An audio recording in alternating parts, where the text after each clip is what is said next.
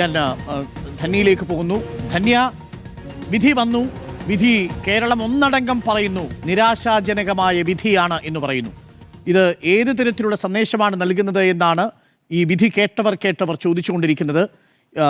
12 വർഷവും 5 മാസവും കഴിയുമ്പോൾ, അതായത് 2037 മെയ് മാസത്തിൽ ഈ പൾസ് സുനി സർവ്വസ്വതന്ത്രനായി വിയൂർ ജയിലിൽ നിന്ന് കൊച്ചി നഗരത്തിൽ ഇറങ്ങി പെരുമ്പാവൂരിലെ വീട്ടിലേക്ക് നടന്നു പോകും. ധന്യ, അതായത് ഇപ്പൊ ആസ് എ റിപ്പോർട്ടർ നമുക്ക് ലോയും ലീഗലൊക്കെ കവർ ചെയ്തിട്ടുള്ള എക്സ്പീരിയൻസ് മാത്രമേ ഉള്ളൂ. അതിന്ന് ഇത്രയും വർഷങ്ങളായി ഞാൻ മനസ്സിലാക്കിയെടുത്ത റിഫോർമേറ്റീവ് ജസ്റ്റിസ് നമ്മളെല്ലാവരും വിശ്വസിക്കണം എന്നാണ്. പക്ഷെ ഇവിടെ റീഫോം ഒന്നും തുടങ്ങിയിട്ടില്ലല്ലോ.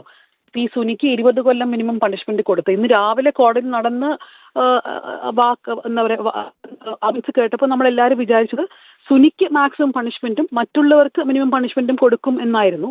പക്ഷെ വിധി വന്നപ്പോൾ എല്ലാവർക്കും മിനിമം പണിഷ്മെന്റ് ആണ് കൊടുത്തത്.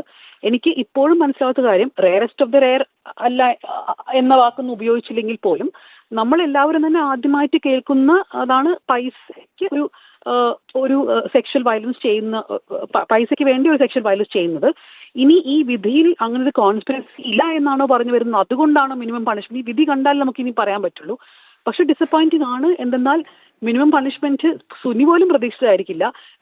എൻ്റെ കൂടെ തന്നെ കൊളീഗ്സ് പറഞ്ഞത്, കോടതിയിൽ സുനി ഇങ്ങനെ തലയിൽ കൈവച്ച് വളരെ ദുഃഖത്തോടെയായിരുന്നു ഇരിക്കുന്നുണ്ടായിരുന്നത് ഈ വിധി വരുന്ന വരയ്ക്കും. 20 വർഷമെന്ന് കേട്ടപ്പോഴാണ് സുനി ആക്ച്വലി കുറച്ചുകൂടെ ആക്റ്റീവായി കോടതിയിൽ കേൾക്കാനും, അദ്ദേഹത്തിന്റെ അയാളുടെ ഒരു മൂഡ് തന്നെ മാറിയെന്നാണ് കോടതിയിലുള്ള റിപ്പോർട്ടേഴ്സ് ഒക്കെ പറഞ്ഞത്. അപ്പൊ ഈ മിനിമം പണിഷ്മെന്റ് തീർച്ചയായിട്ടും ഒരു ഡിസപ്പോയിന്റ്മെന്റ് തന്നെയാണ്.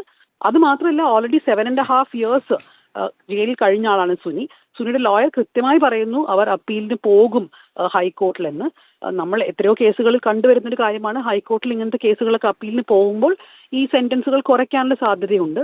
അങ്ങനെ ഒരു സാധ്യതയും കൂടെ കരുതി ഇനി ഇതിനേക്കാളും മുൻപ് സുനി പുറത്തേക്ക് വരുമോ എന്ന് മാത്രമാണ് ഞാൻ ആലോചിക്കുന്നത്. ഓക്കെ, തന്നെ ഞാൻ രണ്ടാം ഘട്ടത്തിൽ തിരിച്ചു വരാം. തന്നെ തിരക്കിലാണ് എന്ന് തോന്നുന്നു, ബ്ലോക്കിലാണ്.